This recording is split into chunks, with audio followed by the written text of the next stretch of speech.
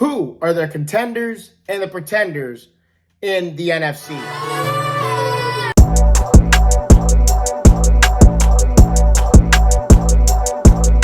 Welcome back to another episode of Sports Runs on Diesel here. Now we look at the NFC playoff picture, starting off with the number one overall seed, the Philadelphia Eagles, with Miles Sanders, who's a 1,000-yard rusher this year. You got A.J. Brown, who was a 1,000-yard receiver this year. You got guys like Devontae Smith. You got Dallas Goedert, who's been in and out of injuries all season.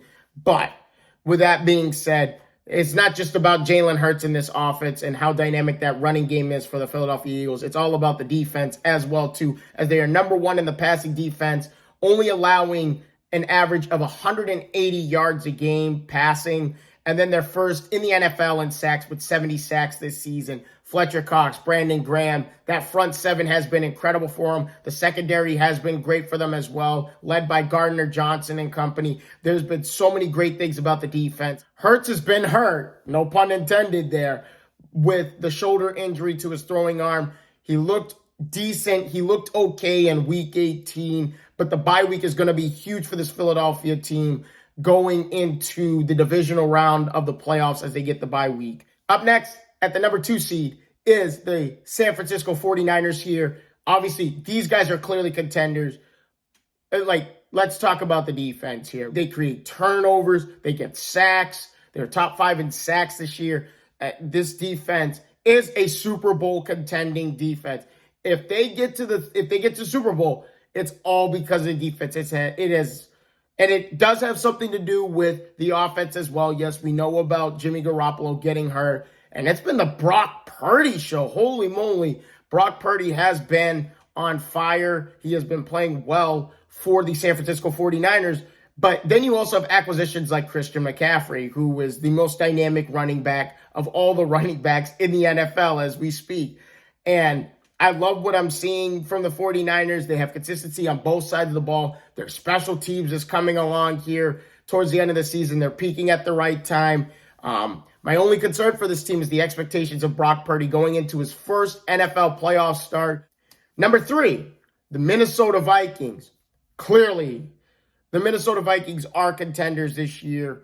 They don't really have they're on the outside looking in terms of getting to the Super Bowl. They have an NFL record, 11 wins decided by 1 score or less. But my reason for concern with the Minnesota Vikings is they're ranked last in yards allowed, which is not the greatest stat to be ranked last in. Vikings are clearly a contender here. I like what I'm seeing out of them, but the inconsistency on the defensive side of the football and giving up a lot of yards, but points are way more important than yards. We all know about that. That's my only concern. I have Vikings as a contender, an outside contender. They were borderline for me. Moving on to number 4, the Buccaneers. The Tampa Bay Buccaneers. Tom Brady is the reasons why they're a contender. As long as Tom Brady's throwing the football, he's picked apart every defense, every scheme that you can see on the defensive side of the football. So he has seen it all. And guess what? They're peaking at the right time. They had a 30-plus point game in Week 17. And that 3 touchdown passes to Mike Evans. I mean, is this a sign of things to come for Tampa Bay? I really do hope so, because Tampa Bay is a team that you don't want to mess with the wide receiver core they have and the running back core they have.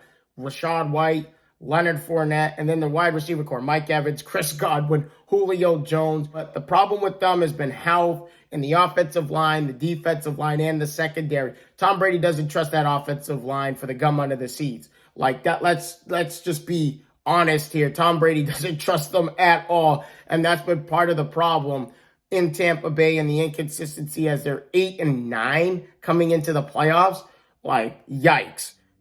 Number 5, the Dallas Cowboys. This team is a pretender. There's no doubt in my mind about that. With the inconsistency of Dak Prescott, the turnovers, this doesn't make sense to me at all, because how can you lead the NFL in interceptions and you only play 12 games, bro? Like, that doesn't make sense to me. So Dak's decision-making has really been bad for them.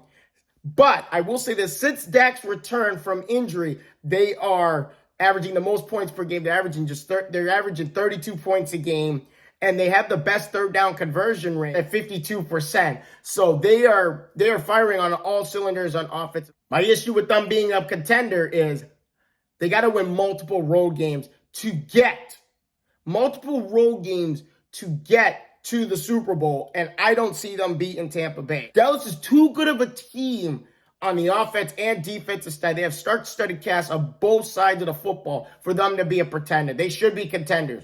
They should be, but that doesn't mean that they're going to win this football game. So, no excuses for Dallas Cowboys, but the Cowboys should be a contender, but I have them as a pretender just because of the decision-making of Dak Prescott, injuries, and then the multiple road games, to win multiple road games to get there.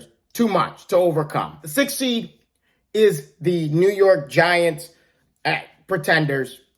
Daniel Jones is coming to his own. The defense has gotten healthier for the Giants. But in my personal opinion, do I think that they're going to beat the Vikings? No, they're not going to beat the Vikings. Like, can they beat the Vikings? Absolutely. And we saw that late in the season here. What was it? Week 16, Vikings played the Giants, and it was 27-24 thanks to a Greg Joseph 61-yard field goal for the Vikings to win. So my big thing with the Giants is defense keeps them in games. They keep them close. And that's all the Giants need to find a way to win one of these close ball games. But when you go up against a team that has won all of their close matchups decided by one score, it's going to be a very uphill battle for the New York Giants with Saquon Barkley and company. We'll see. We'll see how that game plays out. I have Minnesota winning that game, but Giants will not go down easy in that game. And then last but not least, at the 7th seed is the Seattle Seahawks sneaking into the playoffs, pretenders. I love the running game's back. Kenneth Walker III. The running game is now established again. The defense is starting to find its identity in Seattle again. But as well as the defense is finding its identity, it's been a liability all season for the Seattle Seahawks, giving up too many points. And we saw that multiple times this season where they're giving up 30-plus points a game.